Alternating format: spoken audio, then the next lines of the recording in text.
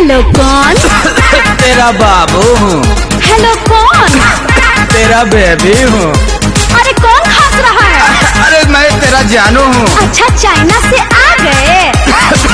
हाँ आ गया। परवीन भैया हे मर्दावा ताले खादमी हम देख रही ना रे कबे से हेले बोलत ये कौन तहार मर्दा कुछ बुझाया ना का परवीन भैया खुशबू रानी लेखा था हमारे के लड़की रही तनु कबही पार कर देले रहती लेकिन का करबो कबे से कति बाबू सोना जिगर के टुकड़ा अब तू बात भाई के बैठल बाड़ा का महाराज ऐसे लड़की के नाम मौका छोड़ जाला।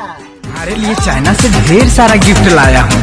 गिफ्ट में क्या चाइना से कोरोना वायरस लाए हो? सांप और चमगादड़ क्या तुम वहाँ खाए हो? हेलो बोलो खाए हो? अरे नहीं। मेरी कसम। अरे अब कसम वसम मत दो। झूठा कहीं का। अरे एक दो बार खा लिए थे। पता था भूखड़ कहीं का। अरे जानती हो सांप का सूप बड़ा टेस्टी था।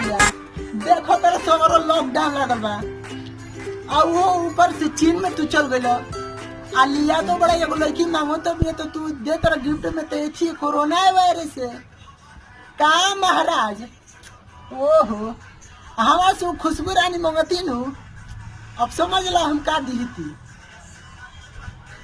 जला परवीन भैया लेकिन तहार लेखा लॉन्ग ठाट में कब जिंदगी भर में हम ना देखा का महाराज दे तर तो कोरोना वायरस लेके हाँ हम कर के होई देते का देतर कुछ ढंग का देतर क्या मर तू क्या कैसे मर तू सिंगर बन गइल हां तर कुछ बुझाते नहीं क्या बताओ कि चीन में जाके कोरोना वायरस गिफ्ट में देला मैं मर दबा कहा रहा जिंदगी में हम